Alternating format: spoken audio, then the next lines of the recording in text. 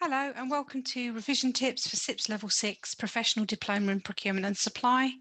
This is Module 3, Global Strategic Supply Chain Management, Learning Outcome 2, which is to understand and apply supply chain design tools and techniques. So we'll compare some of the approaches to segmentation, look at the approaches to networked supply chains, the role of distribution systems, and ways to achieve lean and agile supply. So supplier segmentation, we can use a recognized model like CrowdJect to do the job, but what we're looking at here is focusing on leverage available to the resources while minimizing any risk factors. So if you follow a standardized framework for decision making and action planning in regards to your portfolio of management of suppliers, then make sure you justify that portfolio management decision on the basis of robust criteria and analysis. So approaches for matching the supply chain with the products and services stem from the following two theories. So you've got sort of lean and agile approaches to supply chain segmentation.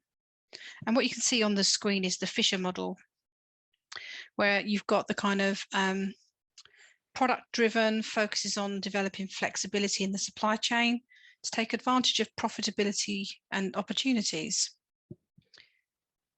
Lean activities that are applied to upstream, agile principles are applied to downstream. The strategic alignment approach is where you've got that sort of customer-driven focus on aligning your supply chains and initiatives to the overall business strategy and the demands from the marketplace. But Fisher identified two classifications of products that help determine the supply chain approach. You've got the functional products, predict demand with a predictable demand with a product life cycle of more than 2 years. Things that are low contribution to strategy, so margins of around 10%, a small variety of products in the category, and accurate forecasting and minimal out of stock rates, as well as long lead times with 6 months or more, and efficient supply chains that are best placed for your products. And then your innovative products, where you've got unpredictable demand with a product life cycle of 3 months to a year, but high contribution to margin, maybe between 20 and 60%. A high variety of products in the category or a variance of forecasting with rates from about 10 to 40%, and short lead times, maybe 1 to 2 weeks, with responsive supply chains that are best placed for these products. So putting all of that together, what you can see is you'll either have a match or a mismatch between your supply chain and the products. Now, others offer a different approach to supply chain segmentation, maybe based on a taxonomy of supply chains. But 4 commonly observed dominant buying behaviours are described here. So you've got collaborative, customers behave in a predictable manner and are likely to rely on the organisation for regular deliveries. There is a close working relationship between the customers and the supply chain, characterised by the development of trust and partnership with both pursuing an outcome which is mutually beneficial. But supply chain management is a segment and it's described as mature or augmented. The next one, efficient, customers receive regular deliveries, but their focus is on cost efficiency. The relationship is transactional and at times adversarial, with high levels of price sensitivity leading to competition from multiple sources of supply.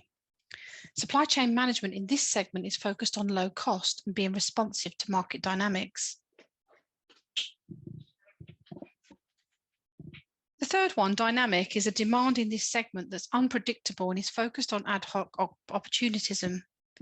So you've got low levels of loyalty, meaning transactions are impersonal and based on pragmatic needs and the delivery of requirements of commercial outcomes. So supply chain management in this segment is focused on being able to respond rapidly to managing unpredictable customer demands. And then the fourth one, the innovative solution, is where demand is extremely unpredictable and there is significant risks of service in this segment. So flexibility and agility are considered a premium, and market conditions are subject to rapid change based on individual decision making. So the challenges here include the management of intellectual property and balancing incentives to supply with the ego of their markets. So in this segment, it's focused on supply-led development and the delivery of innovative ideas.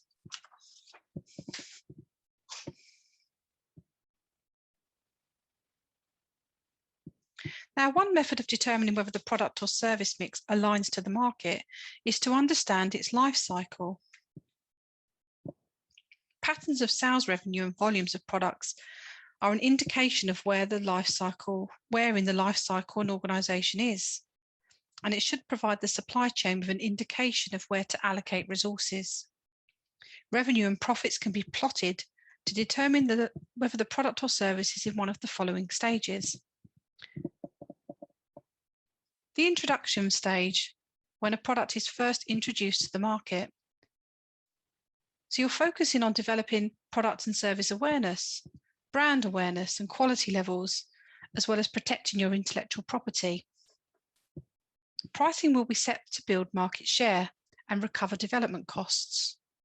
So your supply partners are going to be chosen on their ability to provide the best coverage for the potential suppliers. In the growth stage, the product or service is being built and market share is increasing. Resources will still need to be developed to ensure quality levels are maintained and any additional features or support are added. Pricing will be stabilised as demand increases and competitors are yet to pose a threat. The supply chain and distribution channels will be extended to match demand and access a broader customer base. In the maturity stage, the strong growth enjoyed previously begins to diminish as competitors and new entrants begin to offer similar products and services. This is going to put pressure on price because competition becomes more intense, and incentives may be needed to offer and maintain the presence of certain distribution channels. And resources here might be to emphasize how different your product is from its competitors. And then moving into the decline stage, as the products and services begin to decline, the strategy will determine whether to continue to maintain the product or invest in new features or rejuvenate the brand. Some actually consider just discontinuing the product altogether. And I think you can link this together with the Boston Consulting Group's matrix, which we saw in Learning Outcome 1. And you use it to assess relative market share and market growth and determine the product or service mix that's most beneficial to the achievement of your business strategy for different customer segments. It can help you to make decisions about what mix of products or service you should invest in and which you should divest. The 4 categories being the stars, which have relatively high market share and high growth. You've got the opportunity to become market leaders, but require investment to retain your position. A problem child is low market share but high growth. You've got the opportunity to become a star if the market growth happens. A cash cow, high relative market share but low growth, but you've got a dominant position in your market, delivering efficiency through economies of scale and effectiveness through the generation of significant revenue with very little cost to maintain. And the dogs are the ones with relatively low market share and growth. They're inefficient to maintain due to the resources that you need to manage them. So there's going to be a trade-off between the high growth products and services and the relative market share when balanced with the need for specific investment levels and resource availability. So questions to ask when considering those trade-offs is what product and service mix will help your organisation to achieve market share gains, generate cash surplus, or position you for a competitive advantage with long-term sustainable performance.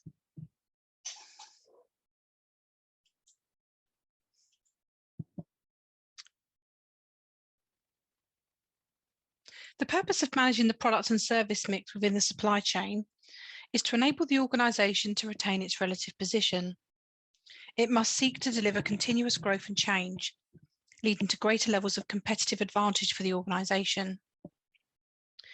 Now, Ansof's product market mix supports the procurement professional in determining long-term strategic decisions regarding the product portfolio. So you look at your existing range of products and you plan for the future. There's 4 dimensions. You've got new and existing markets on the left and new and existing products on the top. Market penetration strategy focuses on increasing the volume of sales of your existing products in your existing markets. This is how an organisation defends its market share, but it requires investment in the current product and service mix. Product development is a strategy that focuses on the existing existing market, but in a new product. So it considers how it can expand its portfolio by modifying or creating new products and services. It will require a change to the existing product and service offered by an organisation. Market development strategy focuses on reaching new markets with your existing products or services. So it thinks about how you can extend its market by entering into new markets, possibly new geographical areas.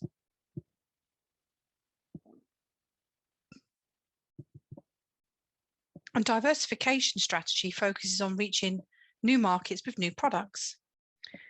This is a complete review of your organisation's current product mix, determining what mix of products needs investment, including the products and service extensions, and which products and services need to be divested. So diversification can either be related or unrelated. A related diversification is where the organisation stays within a market that it's familiar with. An unrelated one is where you move into a market or industry where you've got no experience. Obviously, this is considered a very high-risk strategy.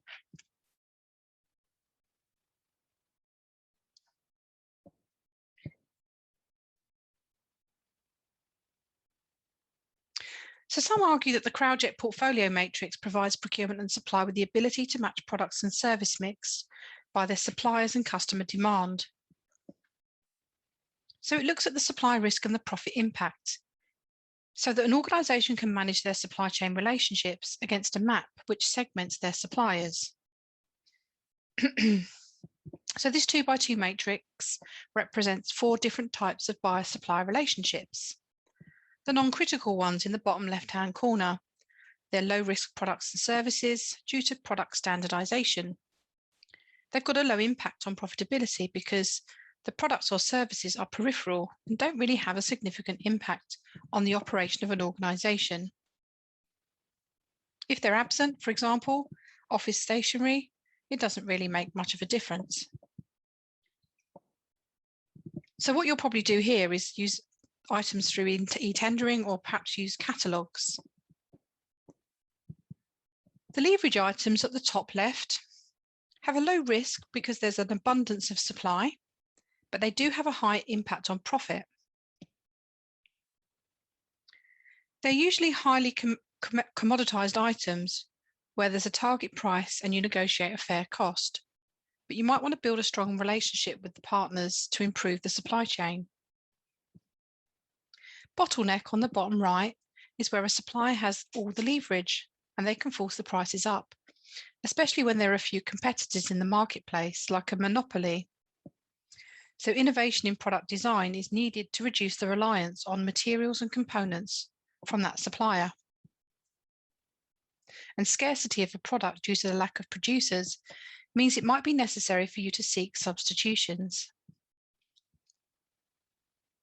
Your strategic items in the top right-hand corner are high risk due to specialisation or nature of scarcity, but also have a high profit impact. They're critical to the business. So a strong supplier relationship is key to the sustainability of your supply chain.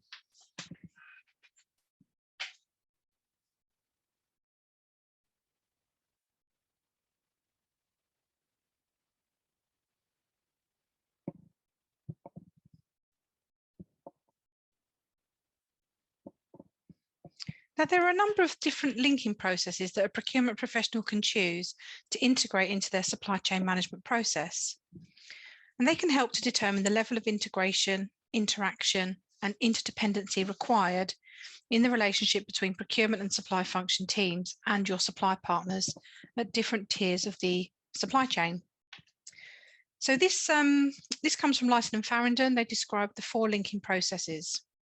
You've got the managed process links, where the procurement and supply function team manages process links with their first tier supply chain partners, and also manage process links with the lower tiers.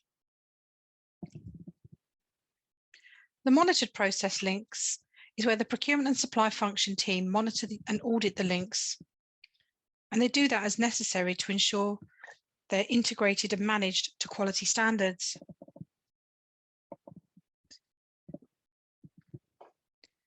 Not managed process links is where the supply partners are trusted to manage the process, or as a result of limited resources, they are left unmanaged and unmonitored.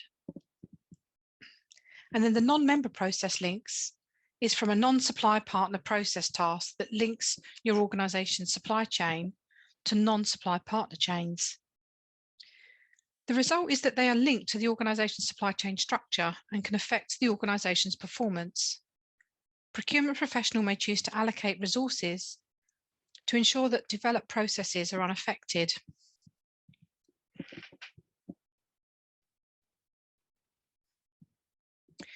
It's important that procurement and supply function teams are respectful to all parties involved in the supply chain network.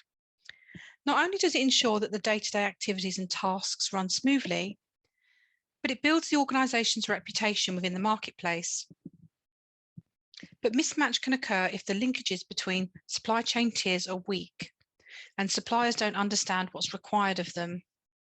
So procurement will need to ensure they give information for each tier of the supply chain so they can effectively monitor the performance of all partners at every level in the supply chain. Supply partners will also have clarity about how they're performing against expectations. So Slack and Lewis identified 4 types of mismatch that can occur. Operations improvement gap. This is the gap between the organization's perception of what the customer wants and its performance against those demands. The supplier improvement gap, the gap between your expectations of the supplier and the perception of the supplier's performance against those expectations.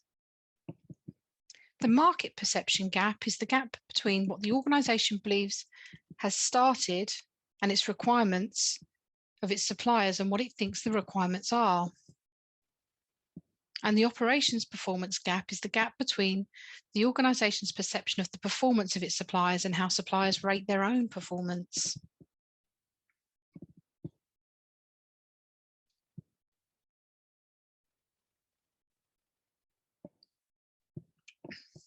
So supply chain design is concerned with designing operational resource flows. These are movements of products, people, and information, as well as finances, to facilitate the integration of various resources across multiple organizations. By connecting the various resources within the supply chain, procurement is able to manage flows in both demand and supply. If managing flows upstream and downstream in the supply chain, procurement is managing far more than simply movement of products. They're immersed in the relationship management, IT, finance, operational processes, forecasting, as well as activities very close to the end customer. There are 3 key supply chain flows. As you can see from the arrows at the bottom, some go in one direction, but with information it goes in 2 directions. So the material product flow is the flow of the physical product from the supplier to the customer, so it moves in one direction. Although reverse logistics, of course, will move in the opposite direction. Information flows in both directions, from the supplier to the customer, and then from the customer back to the supplier. This bidirectional flow includes quotes, purchase orders, delivery information, invoices, credit notes, and customer complaints. And the financial flow is the movement of money from the customer to the supplier when the customer pays for the goods after delivery.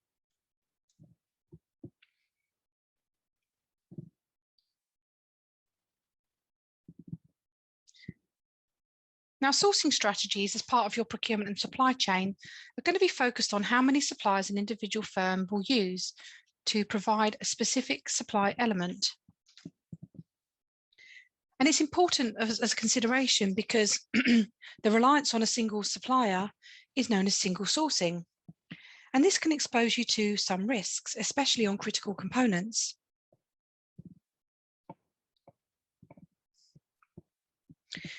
On the other hand, multiple sourcing strategies can result in the organisation having a number of pre-qualified suppliers to choose from, with decisions being made regarding who to place the order with, based on what suits the organisation at that particular time. The issues with a multiple sourcing approach is that it can establish adversarial relationships. It can have implications with regards to developing a strategic partnership if the foundation of a relationship is in the transactional nature. And then network sourcing strategies consider how organisations can cultivate the best suppliers. It's based on the selected performance criteria in conjunction with the development of strategic relationships that contribute to decision-making and continuous improvement through the supply chain. There are three types of interactions that network sourcing needs to identify. The purchasing networks, where multiple organisations work together to achieve a price advantage. The service provider networks, where organisations join a service provider to access industry expertise. And network to network is where you join a consortium with the purpose of enhancing collaborative purchasing power for particular products and services.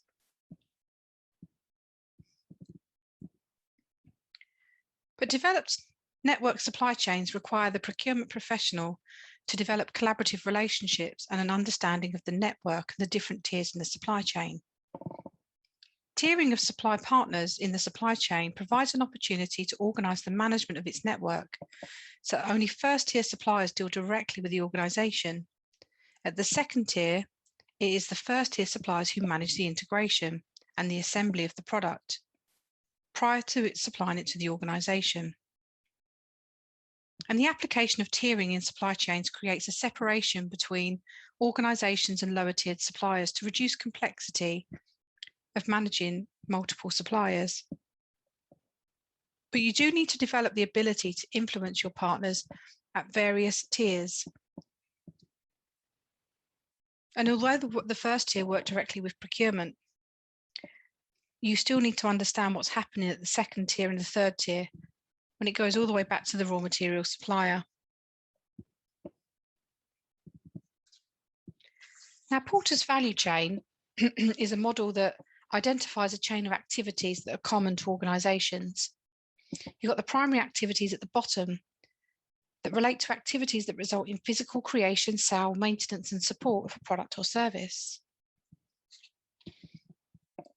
The support activities at the top are the activities that support the primary functions, and they can be used to establish value-creating activities in the organisation.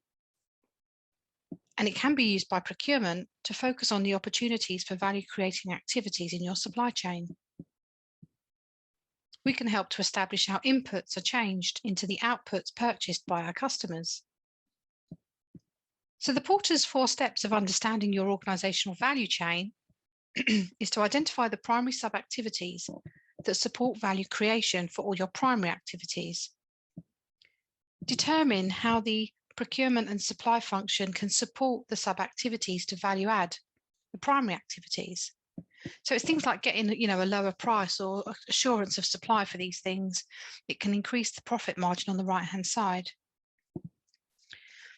Identify the linkages between value-creating activities to developed competitive advantage from the value chain or organisation, and identify opportunities for continuous improvement through a critical review of sub-activities and linkages to generate value creation. But remember, activities are independent of each other, but each element can affect the other in terms of cost, efficiency, and effectiveness.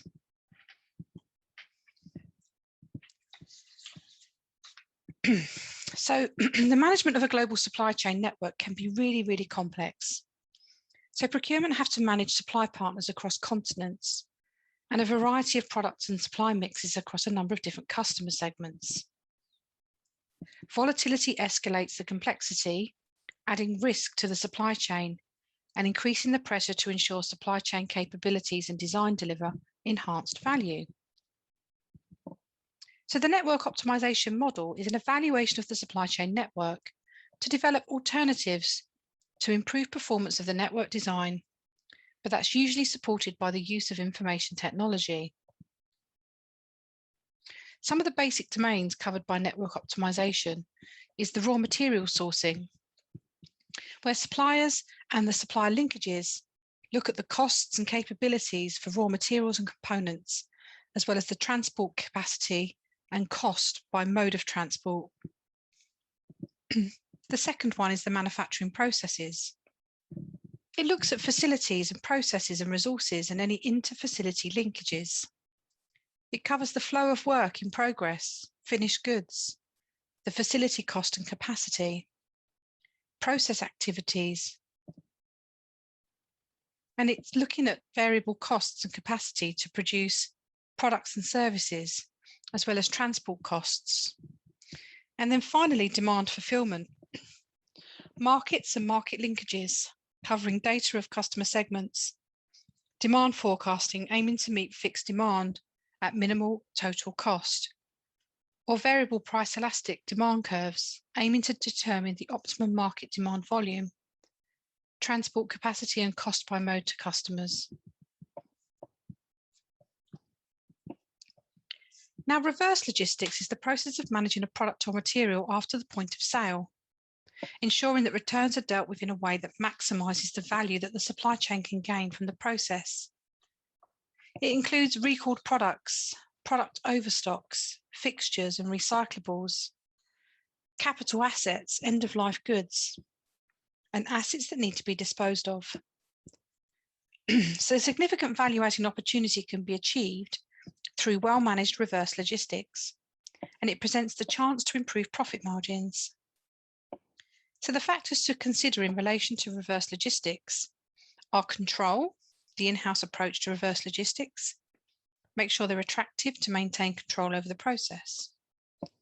Secondly, power, where the third party has greater power in a particular channel than the supplier, then outsourcing is a preferred option for reverse logistics. Quality, where good as new quality cannot be restored through remanufacturing. Higher quality levels can be achieved through in-house strategies. Customer experience, outsourcing reverse logistics strategies affect end customer experience of the product, both in terms of price and performance. Profitability, retailers' profits increase when the salvage value is higher than the value of remanufacture. And the strategic choice of reverse logistics strategy is the choice that will be impacted by the salvage values in the channel partners, as well as the power.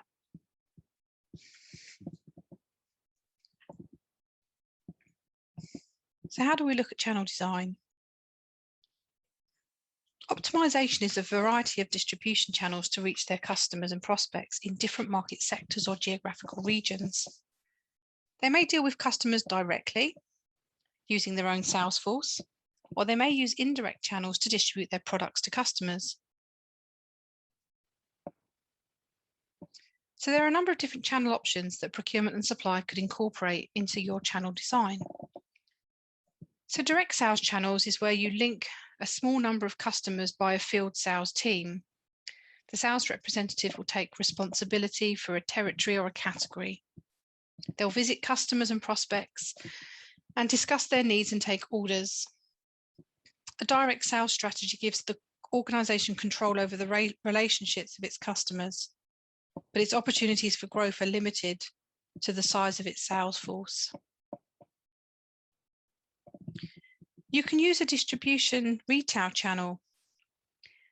The retail channel is when you extend your market by appointing a network of retailers to resell the products or services. This network gives you a wider customer base and reduces the cost of dealing with large or small customers. However, the incentives, such as discounts and rewards, are used to ensure retailers promote the organization's products rather than those of their competitors. A distribution channel goes through authorized distributors.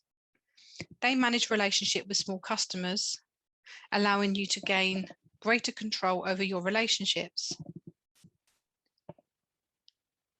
Authorized distributors have a closer supply partner than independent retailers. In some industries, distributors act as agents, branding their outlets with the organization's corporate identity and providing facilities like installation and maintenance on behalf of the manufacturer. With the wholesale channel, this provides an important tier in the supply chain. Buying products, holding stock in warehouses or distribution hubs, and reselling products to support a network of retailers. This enables procurement and supply functions to avoid incurring the costs of warehousing, logistics, and regional stockholding. And then e-commerce channels. The internet provides an alternative channel for small and large customers, but the website incorporates your catalogs and e-commerce services, facilitating the order and payment process. Now, as e-commerce and m-commerce sales continue to grow, many organizations are reassessing their traditional routes to market and restructuring their distribution channels. And that's to better manage demand in these channels. So the growth of e-commerce has had a significant impact on global economy.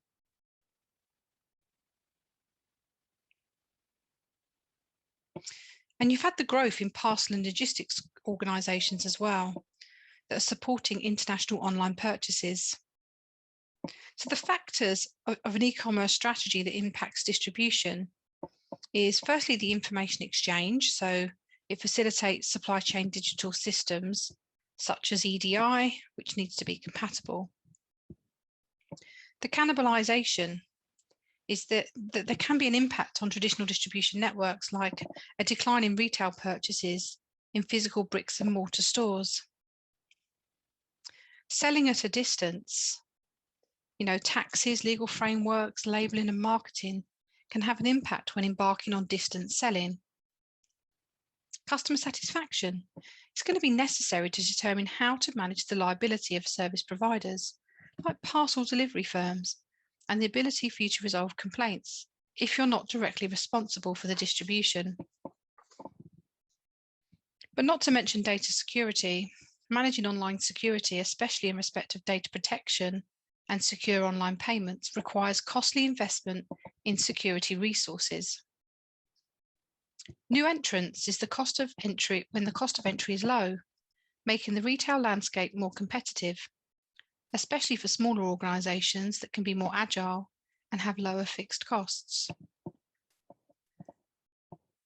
Product returns. Returns and refund policies can result in significant logistics and shipment costs, which may be costly for you offering free deliveries.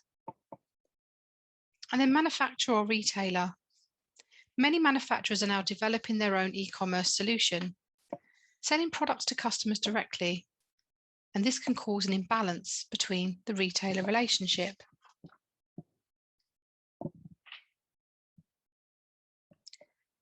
Now, procurement need to consider the design and configuration of their logistics network based on their procurement and supply function strategy.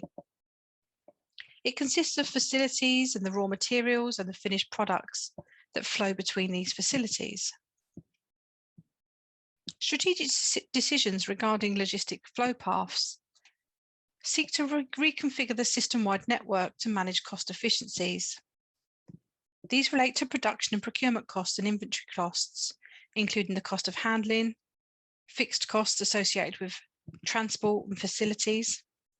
But the objective here is to design a flow path that delivers minimum cost per annum, but while satisfying the expectations of our customer. So logistic flow paths can be configured on the basis of differentiated service levels. So this is when you offer to meet the need of a customer differently. It's rather than a one-size-fits-all approach. So if you want next day delivery, for example, you have to pay a higher price. Some just have one price for everything, like, just trying to think of the example, Groupon. The second one is the diversion of products portfolios, or the division of it, should I say. And you could do that on the basis of shared logistics services. They could be managed in a distinct manner. So you might group certain categories together or certain routes. And then optimization and location is the optimization of the number of locations, plants, and distribution centers based on a decision about your inventory policy. Now, once procurement has determined your logistics flow path design, they'll have developed the requirements of a number of facilities, the operational intent, the product and service mix that's going to be offered by your organization. The physical network configuration examines the network variables that exist within the supply chain at very different levels from a network configuration and the potential sensitivities that may exist.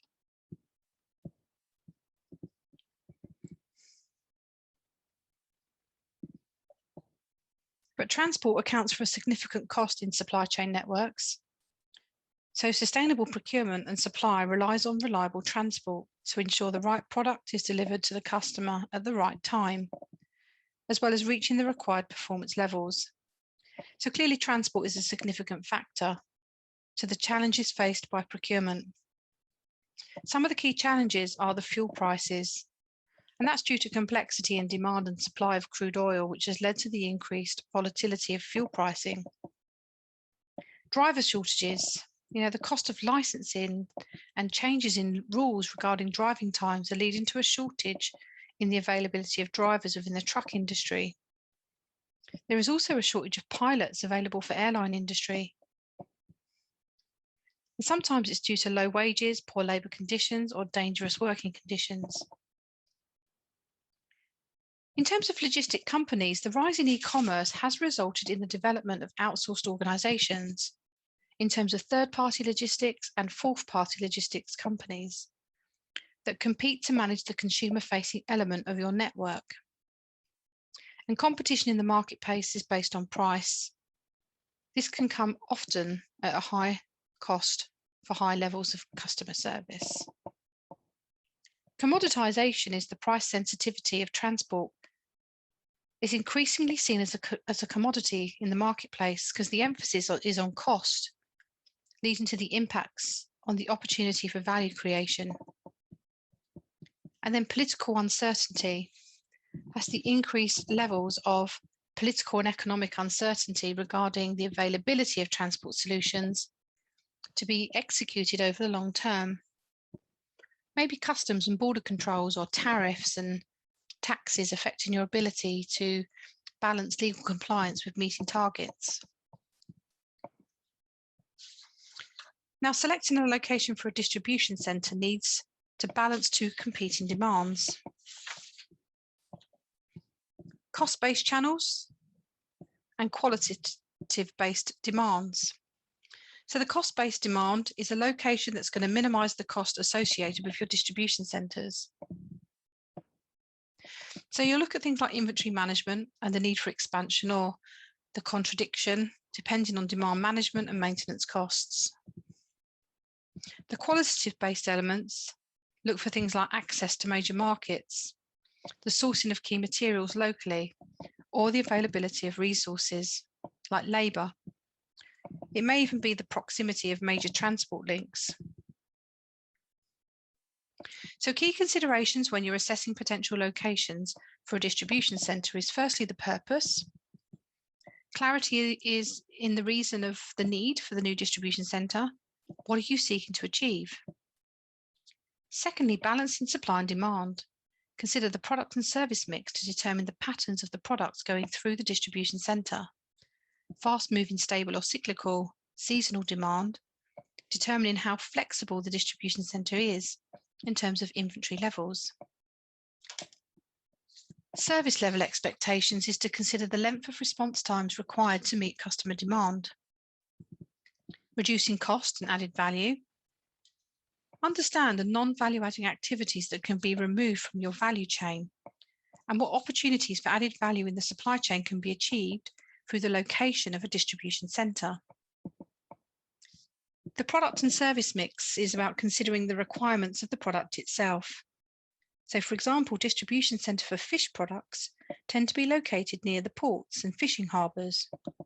Short shelf life products, packaging and labelling, and the transport of fragile cargo may determine the suitability of particular locations. Optimising a return on investment, the location of your centre may be determined by investment potential from governments keen to encourage businesses to invest in certain areas. So taxes, interest rates, and the cost of adhering to statutory regulations will also have an impact on decisions relating to the return on investment from a distribution location decision. And strategic alignment, consider the context of the distribution centre in terms of its overall business strategy, including commitments to corporate social responsibility and green transporting for the environmental impact. Now, at a strategic level, procurement and supply needs to consider how it is going to achieve the best secured competitive advantage for its organisation to achieve their business strategy. And that could be local, regional, or global. Depending on the location of the supply chain, different positioning strategies may be adopted to ensure that cost efficiencies are developed and the supply chain achieves desired levels of profitability.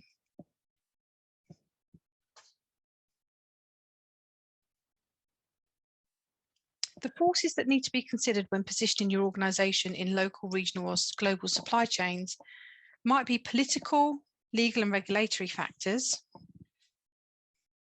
infrastructure, industry developments, as well as business culture.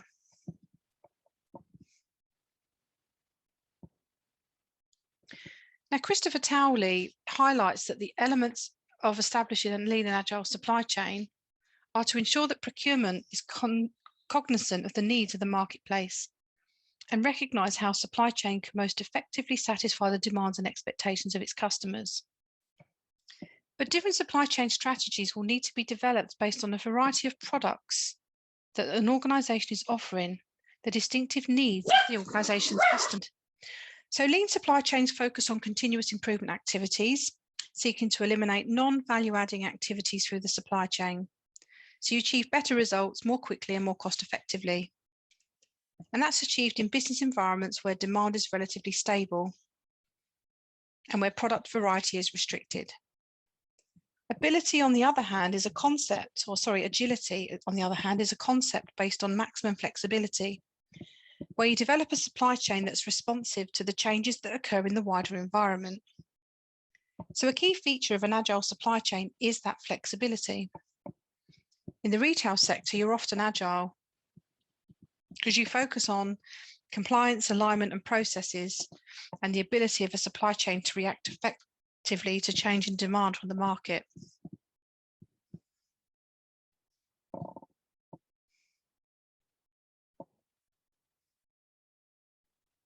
Now, implementing lean supply and lean thinking in the supply chain takes the same level of execution as that of a strategic plan, including a development of vision for a supply chain. But lean practices focus on waste elimination through the supply chain to add value. So lean thinking has impacts on the way supply chain operates, either at a strategic level or an operational level. But lean thinking identifies 7 types of waste that add cost but no value, such as transport, the movement of materials from one location to another, where 0 value is added. Transport is considered waste if the process is costly but adds no value. Inventory is a direct cost of an organisation, tying up raw materials, work in progress, or finished goods until they're sold to customers. And storage of an inventory requires space, packaging, and transport, and there's a risk of damage to the inventory or becoming obsolete over time. Motion is the unnecessary movement of people or machines, or excessive travel between workstations and movements that lead to stress and time wastage. And waiting is wasting time due to lack of synchronization of your activities in idle time and disruptive flow. Overprocessing is the application of inappropriate techniques, working to tight tolerances, performance of unnecessary processes, and inappropriate workflows leading to costs in terms of finance and time.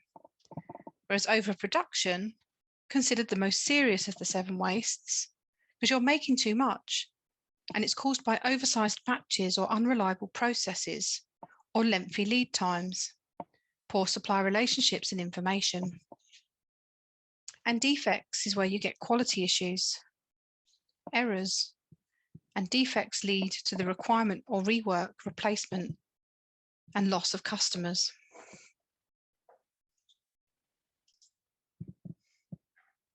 So the elimination of waste in supply chain can be achieved by implementing lean tools and utilizing the principles of lean manufacturing. This is all aimed at adding value from a customer's perspective. So there are 5 stages to the process of eliminating waste. This is referred to as mudder in Japanese, but the process is as follows. To specify the value, this is defined as what the customer perceives as value in terms of products and supply chain capabilities in relation to price. The value stream is the actions that add value within the supply chain and that are required to deliver the product to the customer. So it's things like product design, production, order taking. The third is to create flow, removing the waste from the value stream, and work should be done to ensure that the flow of the remaining steps in the supply chain can operate smoothly without interruption or delay. This includes leveling, cross-functional collaboration, and reconfiguring the supply chain to ensure that it's flexible. Establishing the pool. A pool-based system is a production and delivery strategy which reduces waste by creating a process that produces just enough products to meet the customer demand. And since inventory is deemed to be the biggest waste in production, the goal of lean is to develop that pool-based system. You're reducing inventory, work in progress, but also ensuring there's no interruption in the flow of your work. And then to pursue perfection, the final step in lean thinking results in a culture of continuous improvement, with all its employees delivering products based on customer requirements.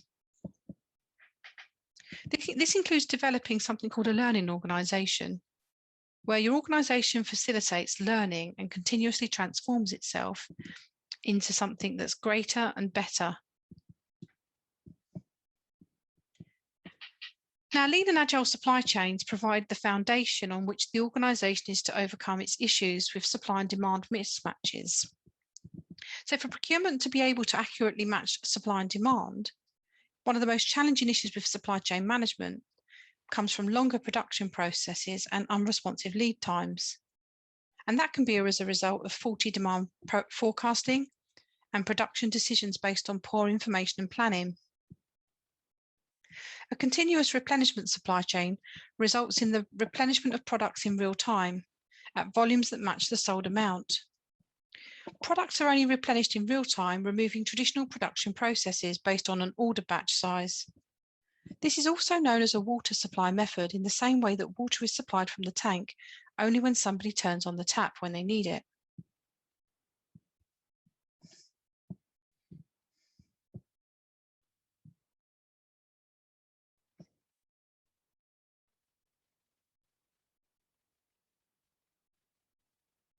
Now, promotions are a key component in attracting customers to buy products sold by an organisation, and that can result in a wide variety of products and increased competition. A successful promotion is one in which the organisation is hoping for, when it develops a marketing campaign, can have a large impact on sales volume. As a result, it's essential that organisations focus on demand, increasing and maximising the availability to its customers, whilst minimising the risk of spoilage, warehousing and inventory costs. Now, procurement needs to satisfy demand in different segments and manage a complex mix of product categories and pricing.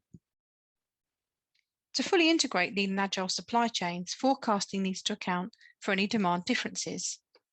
So procurement implements sophisticated forecasting capabilities.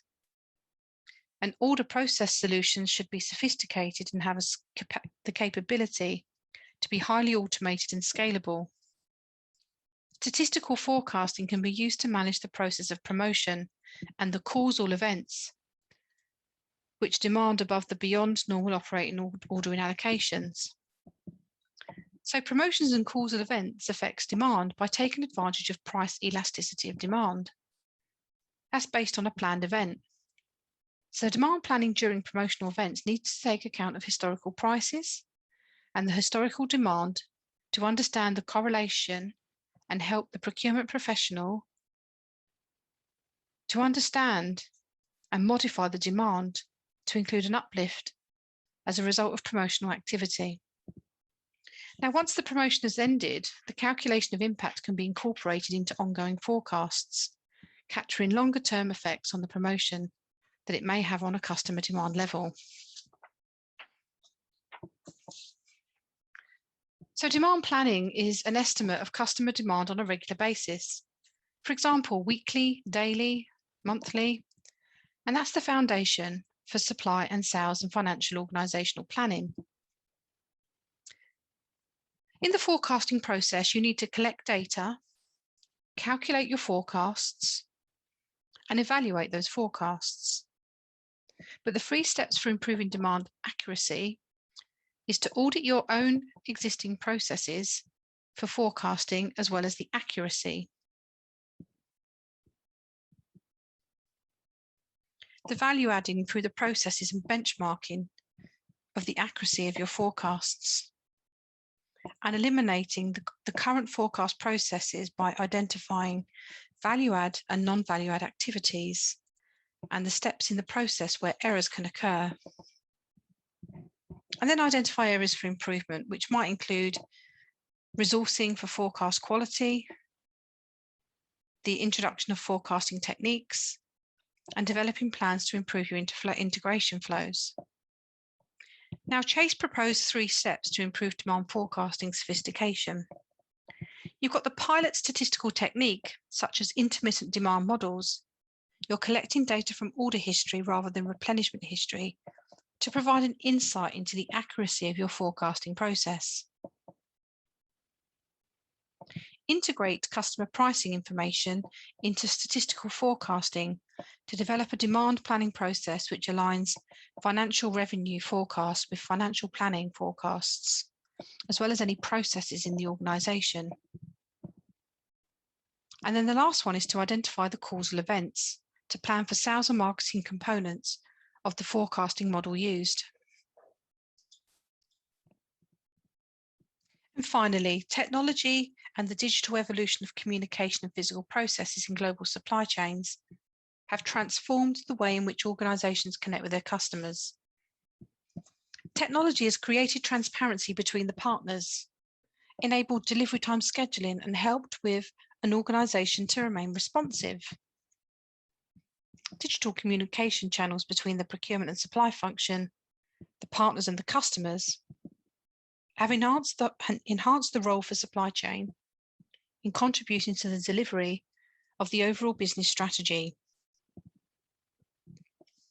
So the technology helps us, doesn't it, to facilitate delivery and tracking systems. And they have become a key element in supply partner and customer expectations. And that leads to data analytics, which has become a major subject of focus. And it's not made possible, it's only made possible, should I say, through the use of systems that integrate the data which is stored in a separate data warehouse.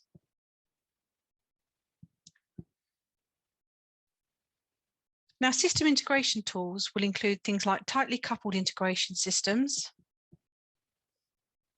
So those are things like APIs or CRMs, SCMs, and essentially ERP solutions.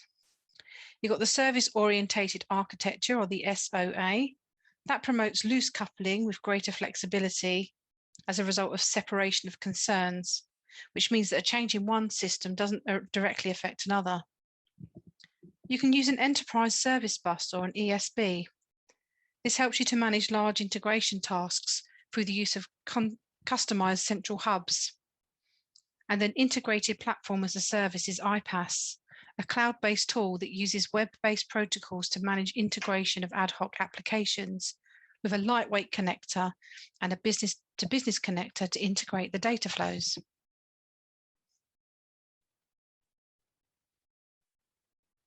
So that is the end of Learning Outcome 2. Thank you very much for watching.